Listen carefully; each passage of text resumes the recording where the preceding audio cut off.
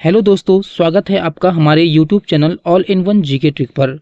तो दोस्तों यहाँ पर मैं आज आपको एक पेपर सॉल्व कराने वाला हूँ, वो है उत्तराखंड पीसीएस का।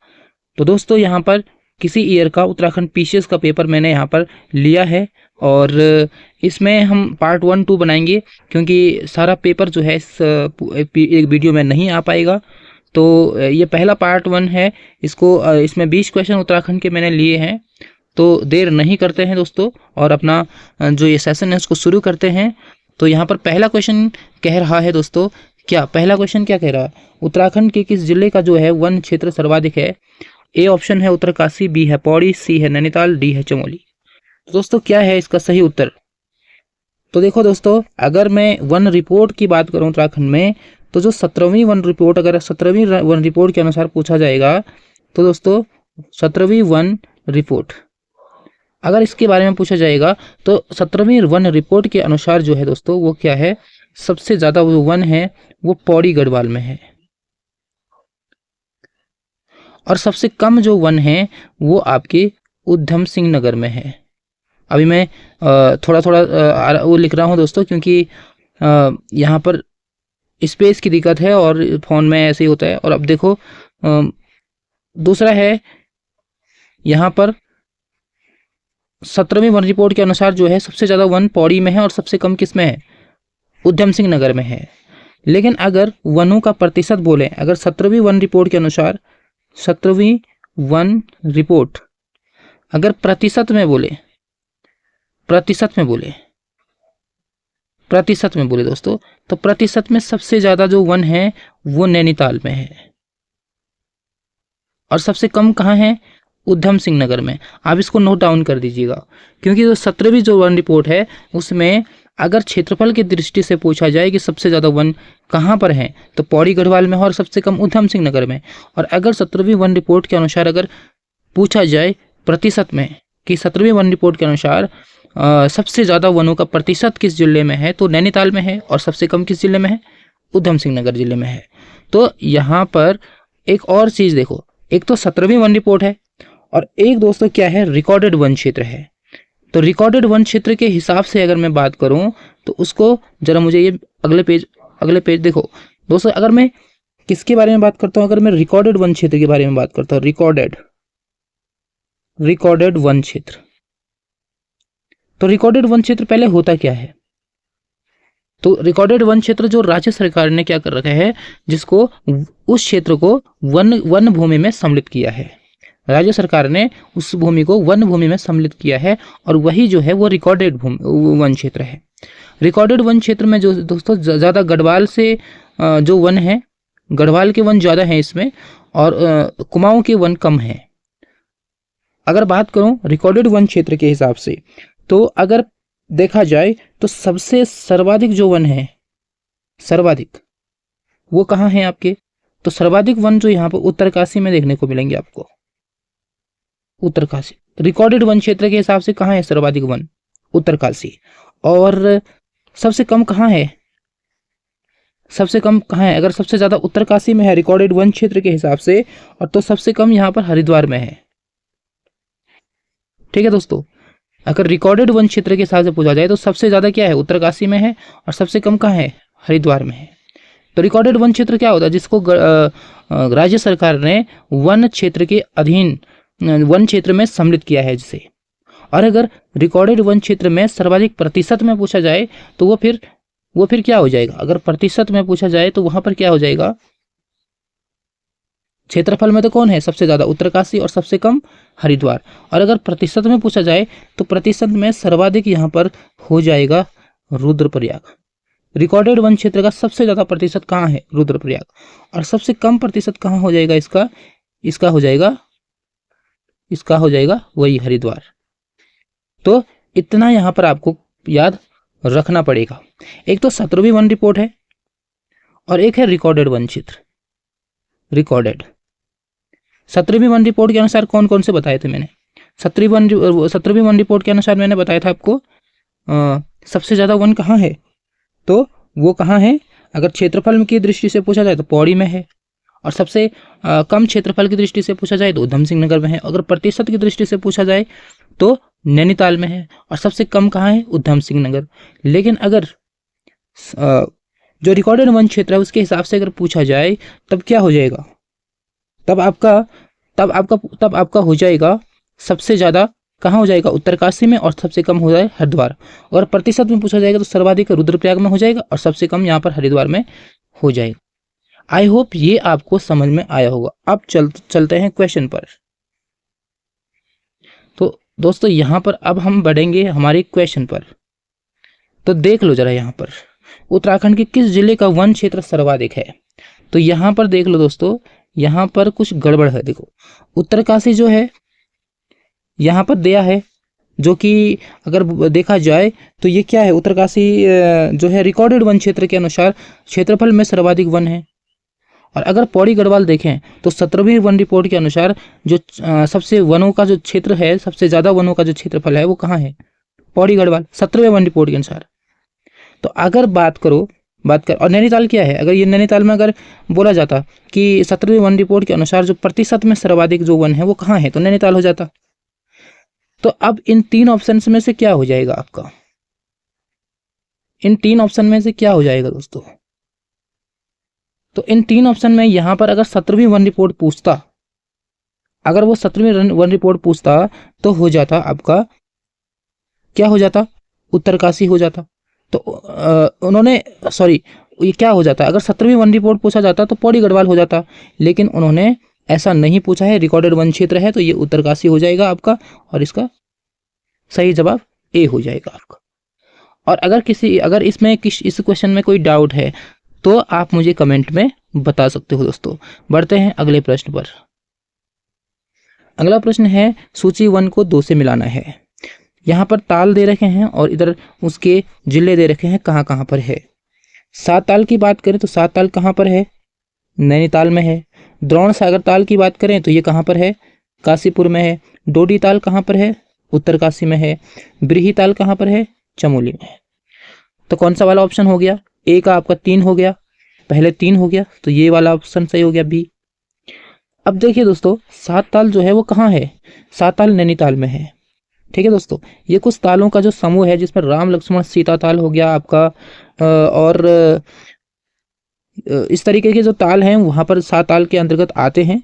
और इसका जो आकृति है वो कैसी है, अश्वखुर की आकृति है। अश्वखुर मतलब घोड़े के पाँव की जैसे आकृति है सात ताल की, क्योंकि छोटे छोटे ताल हैं तो ऐसी आकृति यहाँ पर बन जाती है। यहाँ पर कहाँ पर है, नैनीताल में। तो नैनीताल में एक और ताल और आता है, भीमताल। इसको भी आप याद रखना। भीमताल जो है वो क्या है, कुमाऊं की सबसे बड़ी झील है। ये कुमाऊं की सबसे बड़ी झील कहाँ की, बड़ी झील है कुमाऊं की। ये कुमाऊं की सबसे बड़ी झील है, आप इसको ध्यान में रखना, भीमताल। और अगर सबसे गहरी झील अगर कुमाऊं की पूछी जाए तो वो कौन सी है, नौकुचिया ताल है। नौकुचिया ताल, 9 कोनों वाली ताल, नौकुचिया ताल। भीमताल की आकृति कैसी है, त्रिभुजाकार। तो कभी कभी आकृति भी यहाँ पर पूछ लिया जाता है कि भीमताल की आकृति कैसी है, ये कैसी है, तो ये आपके त्रिभुजाकार है। यहाँ पर सात ताल में ही एक ताल आता है, यहाँ पर सात ताल में ही एक ताल, वहां पर कौन सा वाला आता है, नल दमयंती ताल। तो नल दमयंती ताल वहां पर 5 कोनों वाला है। ये त्रिभुजाकार है आपका भीमताल। नल दमयंती ताल आपका 5 कोनों वाला है। अगर बात करें यहाँ पर, अगर अगले पॉइंट पर बात करें तो गहरी कौन सी हो जाएगी यहाँ पर, कुमाऊं क्षेत्र की, नौकुचिया ताल। क्षेत्रफल में बड़ी कौन सी हो जाएगी कुमाऊं की, भीमताल।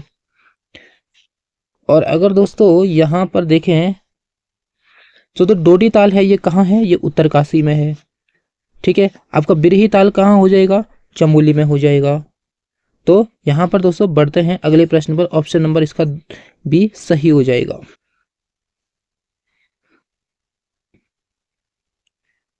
रुद्रप्रयाग में किस सहायक नदी का संगम अलकनंदा से होता है। यहाँ पर पूछा गया है कि रुद्रप्रयाग में ऐसी कौन सी नदी है जिसका संगम जो है वो अलकनंदा से होता है। तो रुद्रप्रयाग में पूछा गया है, तो रुद्रप्रयाग में किसका संगम होता है अलकनंदा से, मंदाकिनी का। कर्णप्रयाग में किसका होता है अलकनंदा से, तो कर्णप्रयाग में पिंडर का होता है, कर्णप्रयाग में पिंडर का होता है। ठीक है दोस्तों। विष्णुप्रयाग में अलकनंदा में कौन सी नदी आके मिलती है? धौलीगंगा में आके मिलती है। विष्णुप्रयाग में कौन सी आके मिलती है? धौलीगंगा। कर्णप्रयाग में कौन सी आके मिलती है? अलकनंदा में पिंडर। ये अलकनंदा की सभी सहायक नदियां हैं, धौलीगंगा, पिंडर, मंदाकिनी। साथ ही साथ अलकनंदा में देवप्रयाग में किस नदी का संगम होता है? तो देवप्रयाग में भागीरथी का होता है, भागीरथी। और यहीं से क्या बनता है आगे? यहीं से आगे गंगा नाम पड़ता है। बढ़ते हैं दोस्तों अगले प्रश्न पर। यहां पर अगला प्रश्न है, किस हिमालयी क्षेत्र में वर्षा काल में सर्वाधिक वर्षा होती है?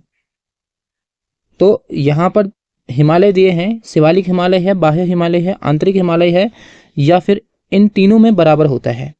तो सबसे ज्यादा वर्षा जो होती है ना, वो आपका शिवालिक में होता है।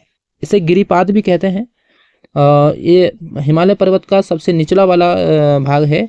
और यहाँ पर दोस्तों, यहाँ पर दून या द्वार जो है वो आते हैं। आपको मालूम है गढ़वाल क्षेत्र में दून और कुमाऊं क्षेत्र में द्वार जो है वो शिवालिक क्षेत्र के अंतर्गत आते हैं। तो यहाँ पर सबसे ज़्यादा वर्षा होती है। अगर पूछा जाए कि वर्षा उत्तराखंड में सबसे ज़्यादा कहाँ होती है, तो ये होती है नरेंद्र नगर, टिहरी। तो नरेंद्र नगर भी किसका हिस्सा है? वो भी तो शिवालिक के अंतर्गत ही आता है दोस्तों। तो यहाँ पर नरेंद्र नगर, टिहरी में उत्तराखंड में सबसे ज़्यादा वर्षा दर्ज की गई है। और सबसे ज़्यादा वर्षा अगर हिमालय के हिसाब से पूछा जाए तो शिवालिक में होती है। और जैसे ही शिवालिक से ऊपर जाएंगे दोस्तों, तो वर्षा की मात्रा जो है ना वो घटती जाती है। इसका भी आप याद रखना। शिवालिक के ऊपर जो है मतलब लघु हिमालय और महान हिमालय की तरफ क्या हो जाता है, इसकी मात्रा जो वर्षा की मात्रा है वो घटती जाती है। यहां पर बढ़ते हैं अगले प्रश्न पर। चाय की खेती के लिए कौन सी मिट्टी सर्वाधिक उपयुक्त होती है? चरागाही मिट्टी, भूरी लाल पीली मिट्टी, बलुई मिट्टी, चिकनी हरी कछारी मिट्टी। तो इसका सही उत्तर हो जाएगा चिकनी हरी, हल्की चिकनी कछारी मृदा। बढ़ते हैं दोस्तों अगले प्रश्न पर। अगला है, चीन युद्ध 1962 से पूर्व निम्नलिखित में से कौन सी जनजाति तिब्बत से यहाँ पर व्यापार करती थी? तो तिब्बत से व्यापार करने वाली जो जनजाति है वो पूछा गया है दोस्तों यहाँ पर, कि जो चीन युद्ध से पहले करती थी, राजी, बोक्सा, भोटिया या फिर थारू। तो इसका सही जवाब है भोटिया जनजाति। तो भोटिया जनजाति दोस्तों कहाँ पाई जाती है? एक तो चमोली में, एक आपका उत्तरकाशी में, एक आपका पिथौरागढ़ में। और इनके नाम पूछे जाते हैं दोस्तों अलग अलग। इनके नाम जैसे कि इसको चमोली में इनको क्या कहते हैं, उत्तरकाशी में इनको क्या कहते हैं, या फिर आपका वहां पर इनको क्या कहते हैं, पिथौरागढ़ में इनको क्या कहते हैं। तो देखो, एक तो आप मैं बता दूं आपको, जो आपका उत्तरकाशी है, उत्तरकाशी में इनको जाड़ बोलते हैं। उत्तरकाशी में इनको क्या बोलते हैं? जाड़। चमोली में इसको बोलते हैं, इनको बोलते हैं तोलछा या मारछा। तोलछा या फिर मारछा बोलते हैं। पिथौरागढ़ में इनको क्या बोलते हैं? जोहारी बोलते हैं, या फिर इनको दरमिया बोलते हैं। पिथौरागढ़ में जोहारी या फिर दरमिया या फिर सौका भी बोलते हैं इसको। तो जोहारी, दरमिया या फिर सौका कहां पर बोलते हैं? पिथौरागढ़ में बोलते हैं। ये तो आपका इसके बारे में हो गया। यहां पर दोस्तों जो भोटिया जनजाति है ना, यहाँ पर इनके आवास भी पूछे जाते हैं। आवास, तो इनके आवास भी मतलब जो रहने के जो निवास स्थान है उसको पूछा जाता है। तो दो प्रकार के निवास स्थान होते हैं, क्योंकि ये ऋतु प्रवास करते हैं, इसलिए इनके दो प्रकार के निवास स्थान मिलते हैं। एक तो आपका इनका ग्रीष्मकालीन मिलता है, ग्रीष्मकालीन जो निवास स्थान है वो यहाँ पर मिलता है। एक यहाँ पर शीतकालीन निवास स्थान मिलता है, शीतकालीन। तो ग्रीष्मकालीन जो यहाँ पर जो इनका जो आवास है इसको यहाँ पर मैत कहते हैं। ग्रीष्मकालीन जो आवास है इनको उसका क्या कहते हैं यहाँ पर? मैत। और जो यहाँ पर जो शीतकालीन आवास है इनको गुंडा कहते हैं, गुंडा, या इसको मुनसा कहते हैं, मुनसा। आई होप आपको ये समझ में आया होगा। भोटिया जनजाति का ग्रीष्मकालीन आवास मैत कहलाता है, और जो शीतकालीन आवास है वो गुंडा या फिर मुनसा कहा जाता है। और दोस्तों यहाँ पर तुबेरा, बाजू और तिमली इनके लोकगीत हैं। इसके ये लोकगीत भी ज़्यादातर पूछे जाते हैं। और अगर बात करें अगले आपका राजी जनजाति की, तो राजी जनजाति क्या है, ये सबसे कम यहाँ पर मिलते हैं उत्तराखंड में। ठीक है दोस्तों, सबसे कम उत्तराखंड में जो जनजाति पाई जाती है वो कौन सी, राजी जनजाति। पिथौरागढ़ में मिलती है, चंपावत नैनीताल जिलों में मिलती है। ये दोस्तों जो है ना, ये राजी जनजाति, ये अपने आप को जंगल का राजा कहते हैं। इनको जंगल का राजा भी कहा जाता है, इनको वन रौत भी कहा जाता है और वन राउत भी कहा जाता है इनको। और इनका जो आवाज होता है ना वो रौत्युड़ा होता है। रौत्युड़ा क्या होता है, रौत्युड़ा होता है। ठीक है दोस्तों, और अगर बात करें, इसको मिटा देता हूं एक बार।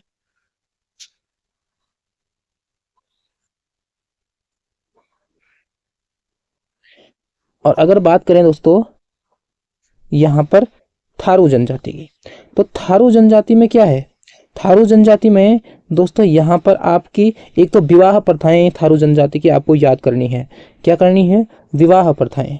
ठीक है, जैसे यहाँ पर विवाह प्रथाएं क्या होती है, यहाँ पर पहले बदला विवाह प्रथा था, तो ये भी पूछा जा सकता है कि बदला विवाह प्रथा पहले किस प्रजाति में पाई जाती थी, किस जनजाति में पाई जाती थी, थारू जनजाति में।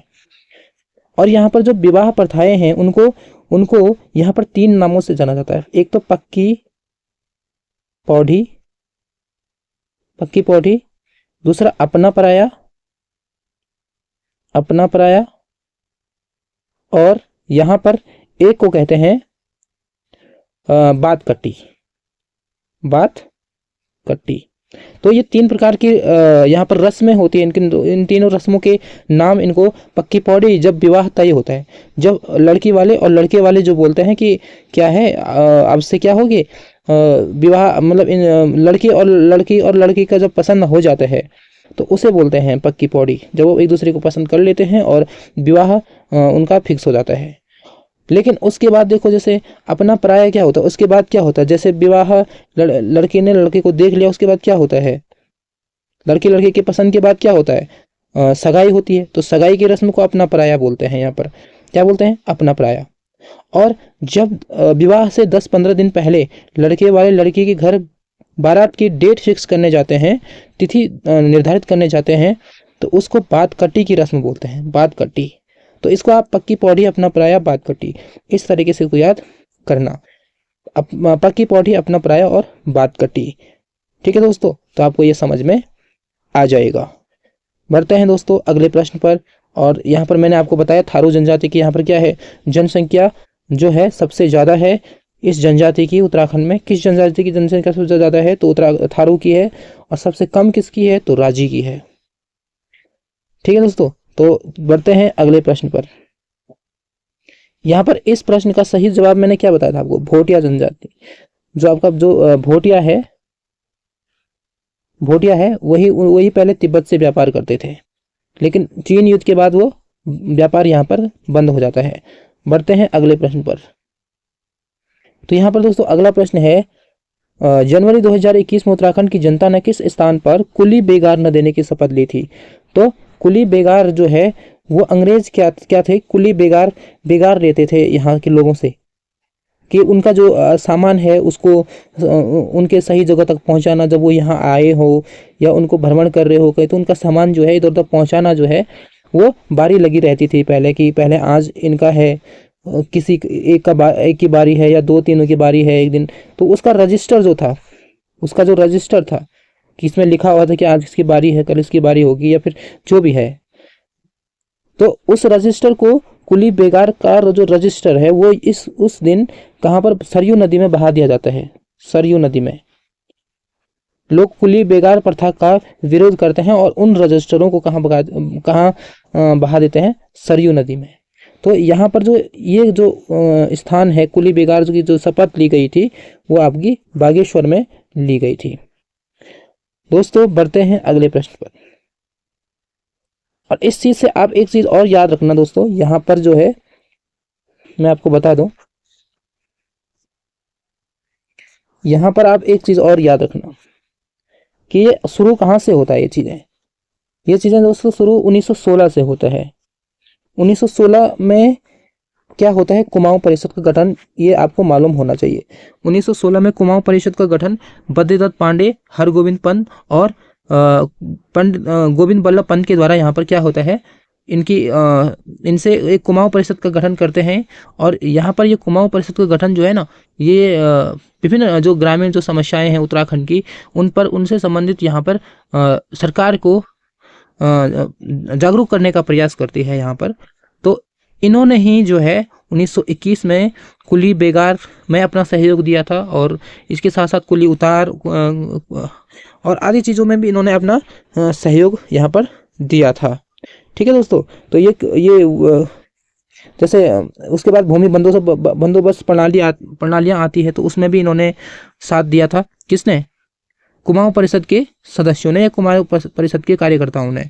तो इसमें भी उन्हीं का योगदान था। 1921 में जो आपका जो कुली बेगार प्रथा की जो शपथ ली गई, उसमें भी योगदान किसका था?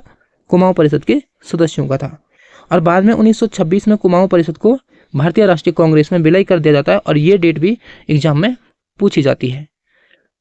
ठीक है दोस्तों, बात करते हैं अगले प्रश्न पर। यहाँ पर अगला प्रश्न है, जिस नदी पर कोटेश्वर बांध निर्मित किया गया है, कौन सी नदी है जिस पर कोटेश्वर बांध बनाया गया है?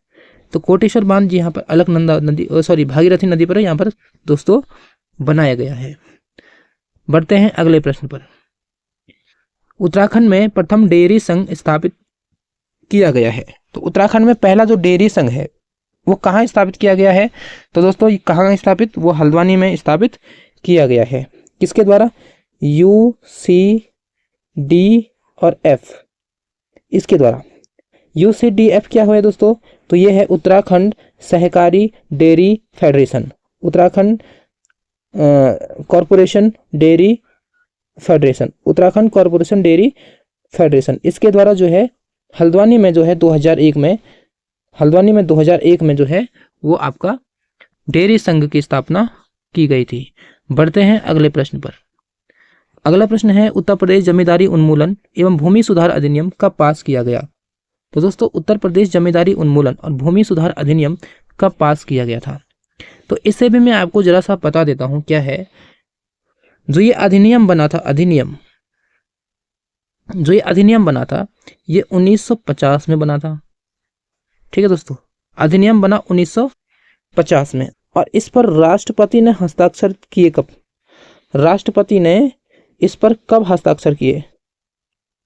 तो दोस्तों राष्ट्रपति ने इस पर 24 जनवरी 1951 को हस्ताक्षर किए थे। अधिनियम बना 1950 में, और यहाँ पर राष्ट्रपति ने 24 जनवरी 1951 को यहाँ पर इस पर हस्ताक्षर किए, और ये लागू हुआ था आपका कब हुआ था लागू? तो ये लागू हुआ था 1 जुलाई 1952 को। अब आप इतनी चीज़ें आप इसमें उत्तर प्रदेश जमींदारी उन्मूलन और भूमि सुधार अधिनियम से आप याद कर लेना। अधिनियम बना 1950 में, राष्ट्रपति ने इस पर हस्ताक्षर किए 24 जनवरी 1951 को, और ये लागू हो गया 1 जनवरी 1952 से। अब इसमें पूछा है कि उत्तर प्रदेश जमींदारी उन्मूलन एवं भूमि सुधार अधिनियम जो है पास किया गया था। तो ये पास किया गया हुआ था जो बोला है, तो ये शायद बना हुआ कह रहे हैं कि कब बना था ये अधिनियम। तो ये अधिनियम तो 1950 में बना था। और वैसे अगर मेरे हिसाब से तो ये होना चाहिए वैसे। और अगर दोस्तों अगर आपके हिसाब से इसमें क्या है, ये क्वेश्चन किस तरीके से वहाँ पर पूछा गया था और इसका उत्तर क्या उन्होंने दिया आयोग ने, तो यहाँ पर आप कमेंट करके जो है इसको बता सकते हैं। बढ़ते हैं अगले प्रश्न पर, लेकिन आप इस चीज़ को जरूर याद रखना दोस्तों। अधिनियम 1950 में आया, राष्ट्रपति ने उसको 24 जनवरी 1951 में क्या किया था, इसको हस्ताक्षर किए थे, और लागू 1 जुलाई 1952 से ये हो गया था।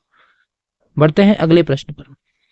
गढ़वाल मंडल की स्थापना की गई थी। तो गढ़वाल मंडल की स्थापना 1969 में की गई थी, और यहाँ का जो मुख्यालय है वो पौड़ी जिले को बनाया गया था। बढ़ते हैं दोस्तों अगले प्रश्न पर। अगला प्रश्न है, उत्तराखंड विधानसभा में अनुसूचित जनजाति के लिए कितने स्थान आरक्षित किए गए हैं? तो उत्तराखंड विधानसभा की बात करें, विधानसभा, तो यहाँ पर दोस्तों कुल 70 सीटें हैं, जिसमें से 55 सीटें, 13 सीटें और 2 सीटों में ये डिवाइड है, ये 70। तो यहाँ पर कितने हैं? 55। यहाँ पर है दोस्तों 55 सीटें, 55, 13 और 2। 55 तो किस में आ जाएगा? अनारक्षित, मतलब जनरल कैटेगरी की। 13 सीटें एससी कैटेगरी की थी। एससी कैटेगरी की कितनी सीटें थी? 13। और एसटी कैटेगरी कितनी थी? 2।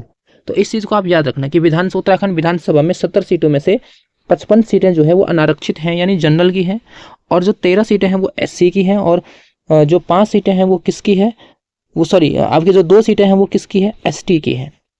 तो 2 सीटें यहाँ पर जो एसटी की है वो कहाँ कहाँ, अच्छा ये पूछा गया कितनी सीटें जो है वो आरक्षित अनुसूचित जनजाति के लिए की गई, तो 2 की गई है। ठीक है दोस्तों। और यहाँ पर अगर पूछा जाए तो ये पूछा जाए कि ये कहाँ हैं 2 सीटें, कौन कौन सी जो 2 सीटें हैं वो इनको मिली है, तो कौन कौन सी 2 सीटें यहाँ पर इनको मिली है? तो एक तो दोस्तों यहाँ पर मिली है नानकमता, ये कहाँ पड़ता है? उधम सिंह नगर में पड़ता है, उधम सिंह नगर।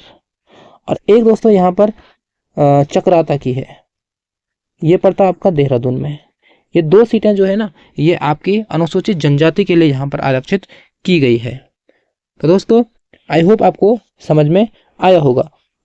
लोकसभा की कितनी है उत्तराखंड में दोस्तों? तो लोकसभा की सीटें कितनी है उत्तराखंड में? तो लोकसभा की यहाँ पर है 5। विधानसभा की 70 सीटें हैं उत्तराखंड में, लोकसभा की 5 है, और राज्यसभा की यहाँ पर 3 सीटें हैं। इसको आप याद रखेंगे। बढ़ते हैं दोस्तों अगले प्रश्न पर। अगला प्रश्न है उत्तराखंड पुलिस का ऑपरेशन स्माइल मुस्कान योजना किससे संबंधित है? तो ये किससे संबंधित है? ये जो योजना है दोस्तों इसमें क्या था कि उत्तराखंड पुलिस जो है वो जो आपके जो गुमशुदा बच्चे हैं, उनकी तलाश, गुमशुदा बच्चों की तलाश, ये गुमशुदा बच्चों की तलाश करने से संबंधित है और उनको उनके माता पिता से मिलाने से संबंधित ये ऑपरेशन था। तो ये किससे संबंधित हो गया आपका? तो बच्चों से हो गया। ऑप्शन नंबर ए इसका सही उत्तर हो गया। और बढ़ते हैं दोस्तों अगले प्रश्न पर। अगला प्रश्न है ब्रेड डबल रोटी में प्रयुक्त होने वाला हानिकारक रसायन का नाम बताना है। तो जो ब्रेड डबल रोटी में जो प्रयुक्त होने वाला जो हानिकारक रसायन है उसका नाम क्या है? इथाइल ब्रोमेट है, पोटेशियम ब्रोमेट है, कैल्शियम कार्बोनेट है और मिथाइल क्लोराइड है। तो दोस्तों यहाँ पर आप इस क्वेश्चन पर को मुझे कमेंट करेंगे दोस्तों, क्योंकि इसको मैंने बहुत ढूंढने की कोशिश की, लेकिन मुझे जो है दोस्तों थोड़ा थोड़ा ऐसा लग रहा है कि जो ये है पोटेशियम ब्रोमेट हो सकता है, पर मैं दोस्तों श्योर नहीं हूँ इस क्वेश्चन में। तो आप इस क्वेश्चन पर रिस्क ना लें और यहाँ पर जो है इसका जो जवाब है वो जरूर से आप इसको ढूंढने की कोशिश करेंगे दोस्तों। बढ़ते हैं दोस्तों अगले प्रश्न पर। क्वेश्चन नंबर 15 है उत्तराखंड का प्रथम निर्जातीय समूह किसे माना जाता है? तो दोस्तों उत्तराखंड का प्रथम जो निर्जातीय समूह है वो कोल को माना जाता है। इसके बाद किरात आते हैं, नागा आते हैं, कुड़िंद आते हैं। ठीक है दोस्तों, तो सबसे पहले तो कोल ही आता है। तो कोल जो है उत्तराखंड का प्रथम निर्जातीय समूह है। अगर बात करें कुड़िंद का, तो कुड़िंद जो है कुड़िंद से क्वेश्चन आएगा कि उत्तराखंड की प्रथम राजनीतिक शक्ति है, प्रथम राजनैतिक शक्ति, ये प्रथम राजनीतिक शक्ति है। अगर आएगा कि उत्तराखंड की प्रथम राजनीतिक शक्ति किसे माना गया है, तो कुड़िंद को माना गया है। ये कुड़िंद जो है ना ये उत्तराखंड की प्रथम राजनीतिक शक्ति के रूप में जाने जाते हैं। अगर आएगा उत्तराखंड का प्रथम ऐतिहासिक राजवंश, अगर ऐतिहासिक राजवंश आएगा, ऐतिहासिक राजवंश, तो ये है कत्यूरी वंश। ऐतिहासिक राजवंश पहला कौन हो गया उत्तराखंड का? कत्यूरी राजवंश। अगर आएगा प्रथम राजनीतिक जो है शक्ति कौन सी थी? तो कुड़िंद। और प्रथम निर्जातीय समूह कौन है? तो कोल। इस चीज को आप जरूर से जरूर ध्यान रखना दोस्तों। बनराजी क्या है? तो राजी जनजाति का जो नाम है ना। आगे बढ़ते हैं दोस्तों अगले प्रश्न पर। अगला प्रश्न है पवार शासकों की प्रथम राजधानी कहाँ थी? तो पवार शासकों की राजधानी कहाँ कहाँ रही दोस्तों? एक तो यहाँ भी रही देवलगढ़ में, आपका चांदपुर गढ़ में रही, आपका टिहरी में रही, आपका श्रीनगर में भी, इन चारों में ही रही। यहाँ पर जो पवार शासकों की राजधानी है, तो सबसे पहले वाली कहाँ रही? चांदपुरगढ़ में। दूसरी वाली कहाँ रही? देवलगढ़ में। तीसरी वाली कहाँ रही? श्रीनगर में। और लास्ट वाली कहाँ रही? चौथी, ये टिहरी में रही। ठीक है दोस्तों, चांदपुरगढ़ का प्रथम जो कनकपाल, जो पवार वंश का जो शासक था वो था कनकपाल। इसको भी याद रखेंगे। कनकपाल जो था वो चांदपुरगढ़ का संस्थापक था। और इसके बाद जो 37वां राजा आता है अजयपाल, कौन सा? अजयपाल। अजयपाल ये अपनी राजधानी दोस्तों देवलगढ़ ले जाता है। कहाँ ले जाता है? देवलगढ़ ले जाता है। और देवलगढ़ से ये सीधे अपनी राजधानी को श्रीनगर ले जाता है। ठीक है, अजयपाल जो 37वां शासक आता है वो अपनी राजधानी को देवलगढ़ ले जाता है और वहां से श्रीनगर ले जाता है। और दोस्तों फिर क्या होता है, श्रीनगर से बाद में सुदर्शन शाह अपनी राजधानी को टिहरी ले जाते हैं। तो अपनी राजधानी को टिहरी कौन ले गया? सुदर्शन शाह। राजधानी को श्रीनगर कौन ले गया? तो आपका कौन ले गया? अजयपाल। देवलगढ़ कौन ले गया? अजयपाल ले गया। ठीक है दोस्तों, तो यहाँ पर इसका सही उत्तर क्या हो जाएगा? इसका सही उत्तर हो जाएगा परमार शासकों की जो प्रथम राजधानी कहाँ थी? वो चांदपुरगढ़ थी, चांदपुरगढ़। बढ़ते हैं दोस्तों अगले प्रश्न पर।